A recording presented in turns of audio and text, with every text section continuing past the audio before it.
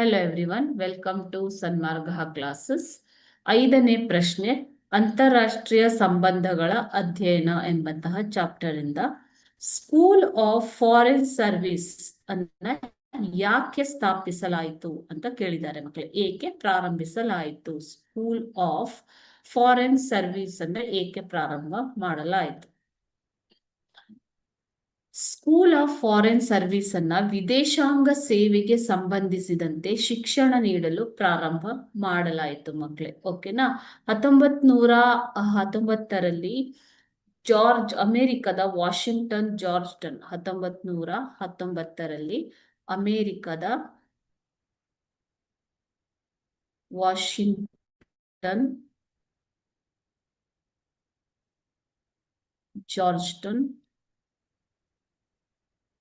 ವಿಶ್ವವಿದ್ಯಾನಿಲಯದಲ್ಲಿ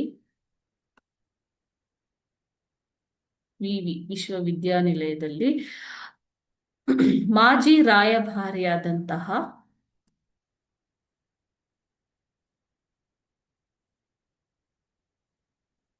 ರಾಯಭಾರಿಯಾಗಿದ್ದಂತಹ Edmund A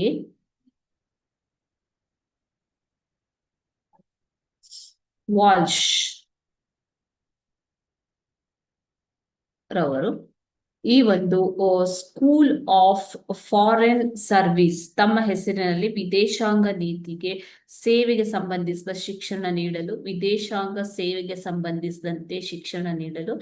school of foreign service ಅನ್ನ ಪ್ರಾರಂಭ ಮಾಡ್ತಾರೆ. ಓಕೆನಾ?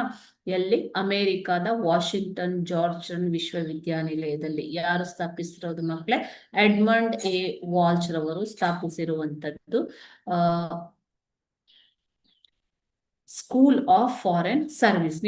ನೀವು ಇಲ್ಲಿ ಪಿಕ್ಚರ್ ನ ನೋಡ್ತಾ ಇರಬಹುದು. ಇದು ಜಾರ್ಜ್ಟನ್ ವಿಶ್ವವಿದ್ಯಾನಿಲಯದಲ್ಲಿ ಇರುವಂತಹ school of foreign services. Okay, thank you.